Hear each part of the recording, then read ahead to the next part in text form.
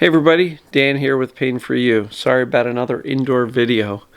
The day got away from me. I sold a car today and it was a bit of a running around day. Went out to dinner to kind of celebrate getting the car sold.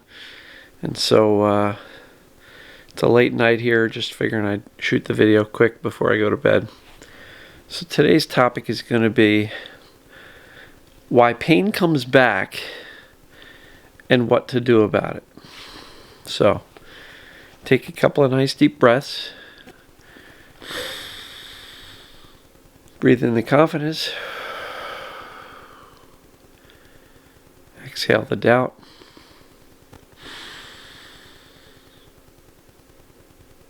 Breathe in the peace.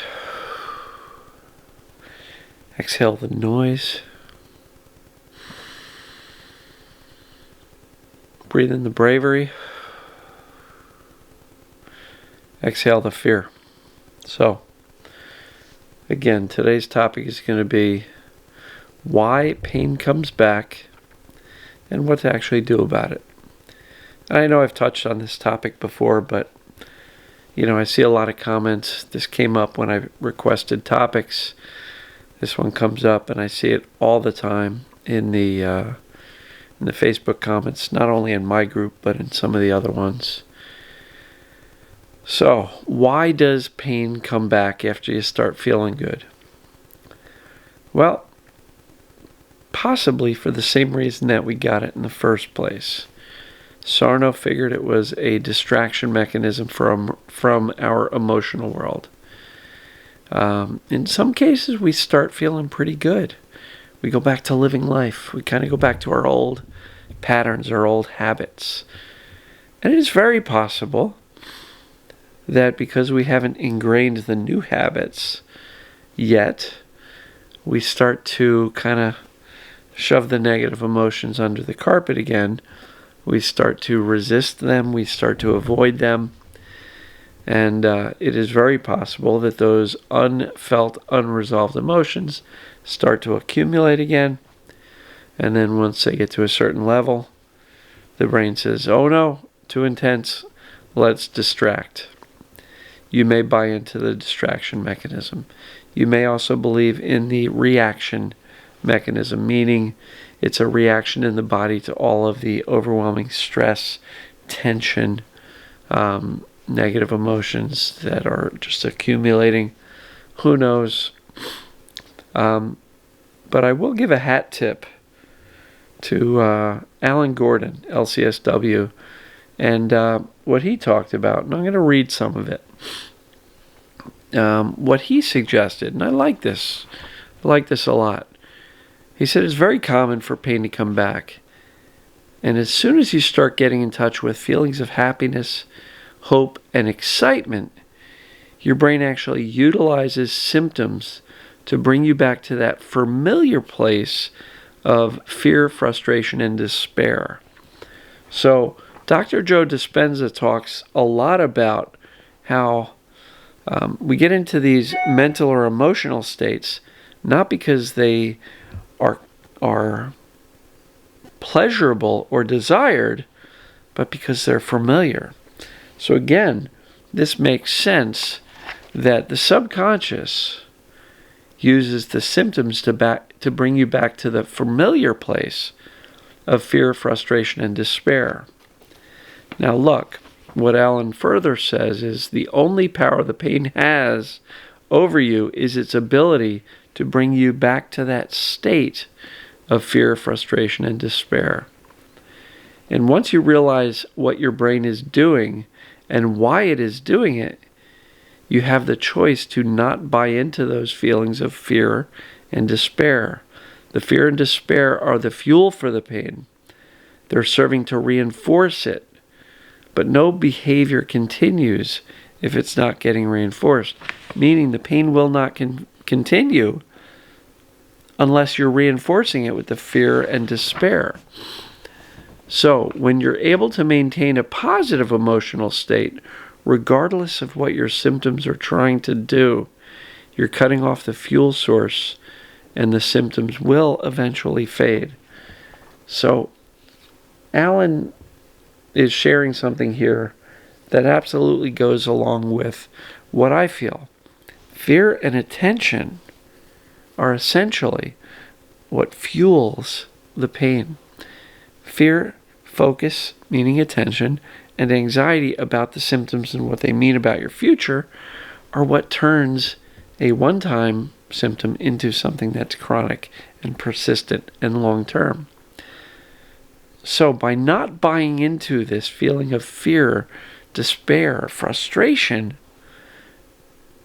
and choosing your response and choosing to stay in that positive state and not allowing the symptoms to drag you back down into that pit of despair, you are starving the symptoms of their fuel.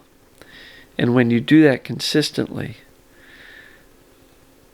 the brain has no choice other than to say, this is not important any longer, and turn off the symptoms and allow them to let go. So why does the pain come back? I think Alan's onto something here. And it absolutely aligns with a lot of the things I talk about. It could be, I've had instances over the 13 years where I might have gone a couple of months pain-free, and then whammo, the pain comes back.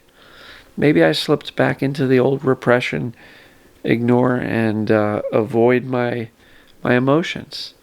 And they accumulate again, and before you know it, whammo. That could be the case. Alan could be absolutely correct. I really like, his concept that the subconscious and the brain tends to stick with what's familiar, not necessarily what's pleasurable or what's beneficial. It's just what's familiar. And if being in fear and frustration and despair is familiar, it's kind of where the brain by default ends up. So that's why I do so much with regard to being indifferent, not caring, taking the whatever. Don't care. I got symptoms. Not a big deal. I'm going to focus on living my life. Right? And when you can't be indifferent, you can't say, whatever. And when the symptoms are so darn strong, choose your response. Choose not to get sucked into the fear, the despair, the frustration that the symptoms are trying to pull you back into. That is within your control. I know you don't believe that. I know it is challenging when the symptoms are kicking your butt. But that is within your control. You can either freak out, which nobody ever got better from freaking out, or you can choose not to get dragged back into that fearful place of despair and frustration and hopelessness. And it really is that simple. When you can maintain your positive state, your positive outcome, by reassuring yourself, it's all right, Dan, it's just TMS, you're going to be fine, you're absolutely on the right track. And look, if you started to feel better and the pain came back, you can look at that one of two ways. You can look at it like, oh no, oh my God, life is awful, the pain came back. Or you can look at it like, holy crap, I was just doing great. And that's proof I can do well. That's proof it's TMS, it's mind-body. It's not structural, because structural pain doesn't go away for a few days or a few weeks or a few months and then come back. I'm sorry, the body doesn't change that much, especially if you didn't fall off a roof and break your body, right? So, if pain goes away, even for a short time, if pain diminishes a little bit, that's evidence, hard evidence, that you can get rid of the pain completely. Why?